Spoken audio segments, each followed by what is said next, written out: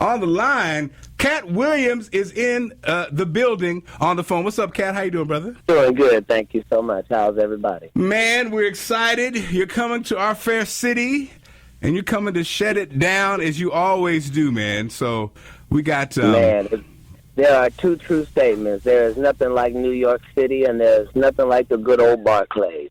So, Katt, when you come, to New York, what is there something that you always do? Is it a restaurant? Is it a place? Is it an area that you always have to hit when you come through, a clothing place? There are 9 locations. The first location is 125th across from the Apollo. I have to go spend $900 on that street every time I go through there. Then I stop over at the Apollo. Then I go to Rutgers.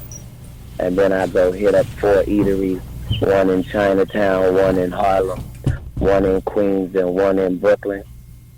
I have a whole regimen and a whole system.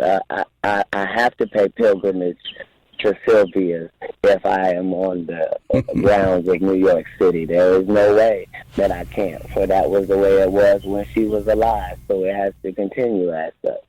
Wow, I love it, man. I love it. So, Katt, you really, you take away the smoke and the mirrors, you really are a thinking man's comedian. Do you think people realize remember, that? if you take the smoke is for a reason. The smoke is for marijuana. The mirror is because I'm only paying attention to me. Their smoke and mirrors is a trick. My smoke and mirrors is easily explainable.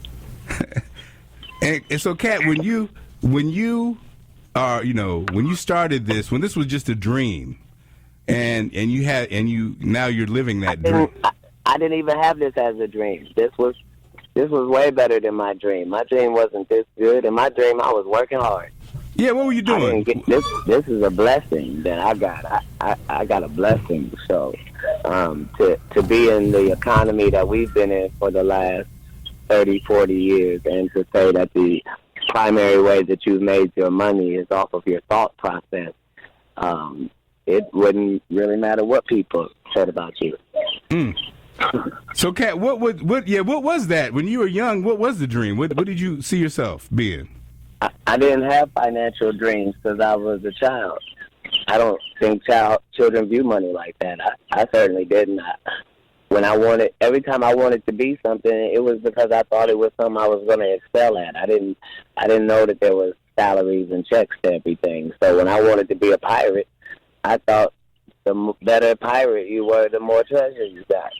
I didn't understand. So when I was watching television, I understood it was television, but I thought it was real and that we were seeing into real scenarios. And that's, So, when we are a child, that's why God loves babies and fools. Because sometimes you got to be smart enough to know you're not very smart and try to learn as much as you can.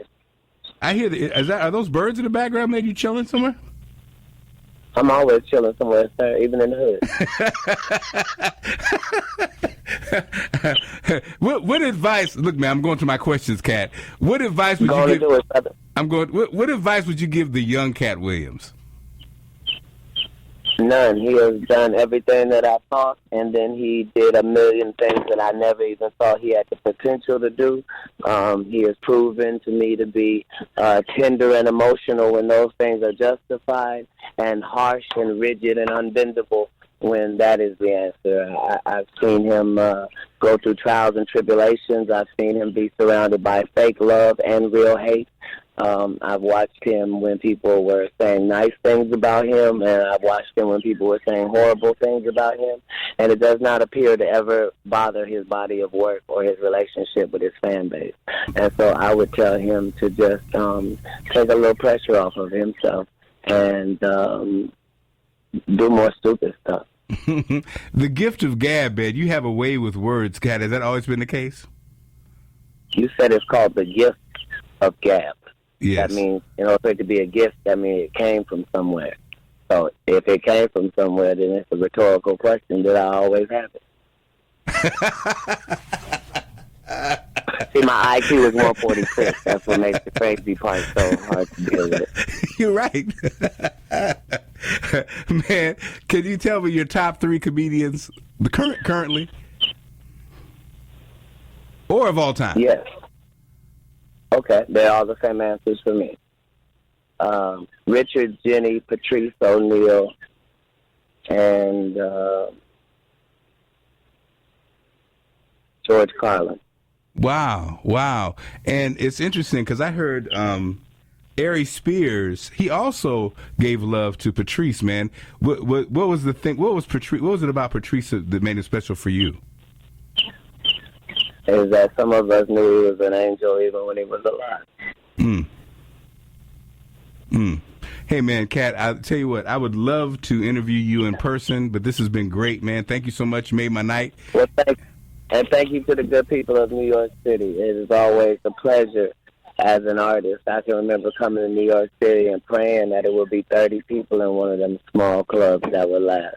Wow. And when you done it from 30 to 300 and then got that 300 to 1,500 to make that jump to 3,000 so you can get in a theater, and then you've taken that all the way to Barclays, you really are Jay-Z of comedy. You really are him. And so it doesn't really matter what they say. All press is good press when you're the best. So I'm doing this interview right now while there's news that Katt Williams died of an overdose today. But that couldn't be the case because you just got done interviewing him. Ain't that right? That's true, Katt, and damn it, if that's true and I'm hearing them birds and you're somewhere you ain't telling me about, that really will freak me out. But, man, thanks so much, don't man. Worry, I don't imagine they got birds in heaven, do you? And if they got them down under, they all cooked chickens, ain't they? Katt Williams joining us. If you want to see Katt Williams at the Barclays Center, hit me right now, 855-718-1039. We'll take the first caller. Katt, man, hey, man, we love you, man. Look forward to seeing you. Be safe, all right?